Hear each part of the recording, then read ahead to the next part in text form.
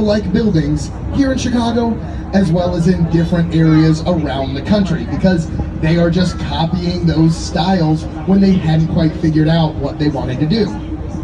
But on the outside of the Wrigley Building, there are 250,000 terracotta tiles. And terracotta is a little bit more fragile than you might expect.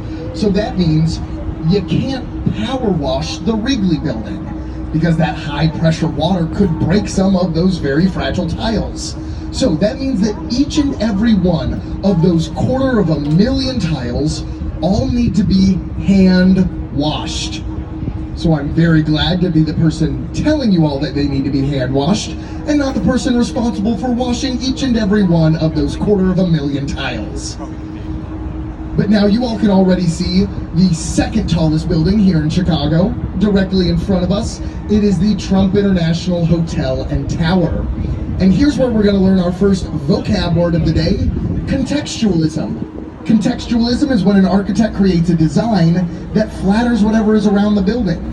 So, you might have seen there were those three sort of patios. Those patios are called setbacks. And those setbacks aren't built at arbitrary heights. They're actually built at the heights of neighboring buildings. So this first and lowest setback is the same height as our Wrigley Building. The second and middle setback is the same height as that sort of rocket ship-shaped tower that you can see on the other side of the river. And then that third and tallest setback is the same height as that black box building that I know I can just see a little corner of peeking out. So that's contextualism, kind of tipping your cap to what's around you and working together to create a beautiful skyline.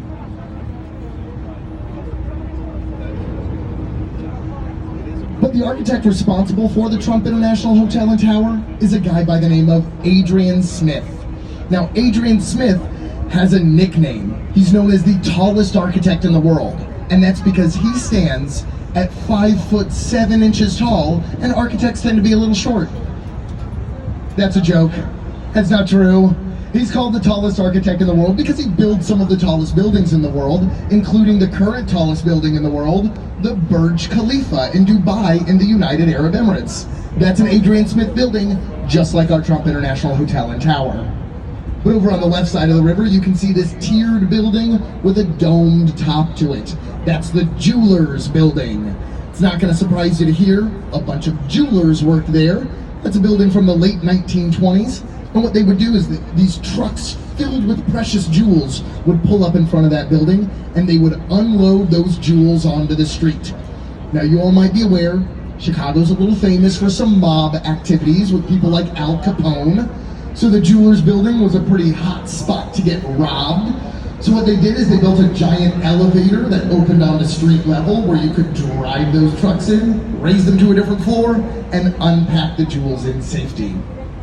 But now two of them are most photographed building are these corncob-shaped towers here on the right side of the river. Those are the Marina City Towers. They were designed by a guy named Bertrand Goldberg in the 1960s. And he wanted for people to live in Chicago's downtown area the way that people did in European cities where he studied.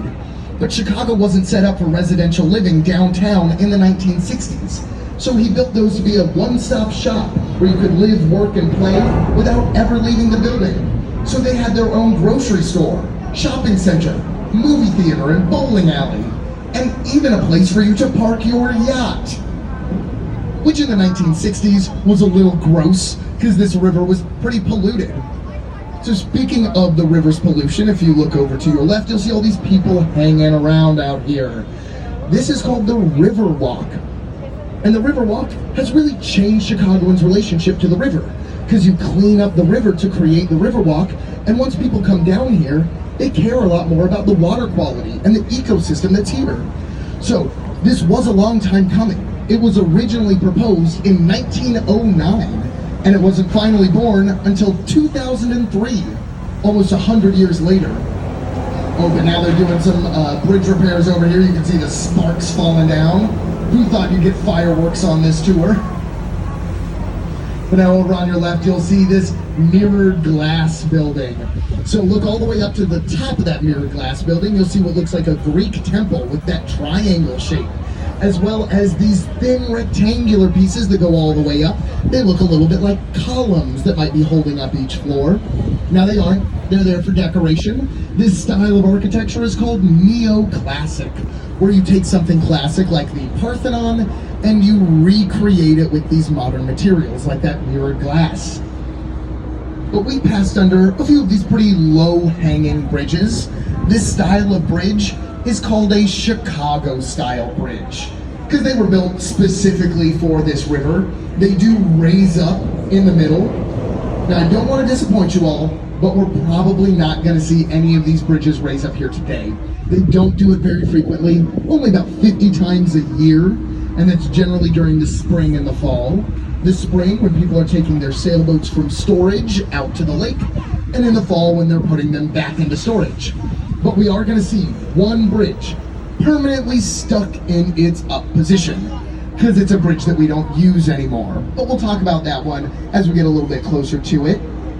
The way that these bridges work is under each side there is a giant cement block. And when they want to raise up the bridge, they'll lower that block into the river, or not into a river bank, and that raises up the bridge. So it works a little bit like a seesaw or a teeter-totter. But let's pay attention to the Wells Street Bridge directly in front of us. Look at its sort of old world, antique vibe with the handrails and the lampposts to it. That bridge was built in 2013, but it was built as an exact replica of the 91-year-old bridge that was here before. So it's a great example of how Chicago likes to respect its architectural heritage. They could have put up a brand spanking new bridge here, but instead they wanted to continue showing off what was here before, so they made it that replica. But now I mentioned earlier in the tour this idea that in the early 1920s, architects in America were figuring out their signature style. In the late 1920s, they found it, called Art Deco, that you can see on your right with the Merchandise Mart. The Merchandise Mart is a great example of an Art Deco building. It's got those sort of vertical stripes that draw your eye up. Some people very excited about the Merchandise Mart over there. So it's got those vertical stripes that draw your eye up with a telescoping tower up at the top. It's made of polished Indiana limestone and then has those little geometric designs all over it. So each generation tends to take their values and express them in the buildings that they create. So for the 1920s, it was all about sophistication and looking towards the future. Art Deco is a really futuristic design, even though it looks a little bit old-fashioned to us here today. But now as we float under the Franklin Street Bridge here, this is an eyes up and cameras up situation because we're going to be entering into the trophy case of Chicago architecture. We're entering into an area called Wolf Point. Now the reason I call this the trophy case is because most of these buildings that you're seeing were built within just the last 10 years, with one pretty notable exception, that curved mirrored glass building on your left. That's the Nuveen building. It was built in the 1980s, but way ahead of its time. In fact, the Nuveen building is consistently voted as one of Chicagoans' favorite buildings. And I think that's because Ferris Bueller's dad worked there in that 100% true Chicago documentary, Ferris Bueller's Day Off. Thank you. But now, this area that we're in right now is Wolf Point. Wolf Point is where the three branches of the Chicago River meet. We just came down the main branch, and we're going to be going down the south branch for quite a little bit before eventually we'll turn around and then head up the north branch, where we'll just be hanging out there for a little bit. But as we go down the south branch, let's check out this skyscraper on the right side of the river that has a Y shape at its base. Looks a little bit like a pencil that's balancing on its tip. Now it is built that way for a reason. It only uses 20% of its lot space because the back 2/3 of its lot are taken up by Amtrak Metra train line.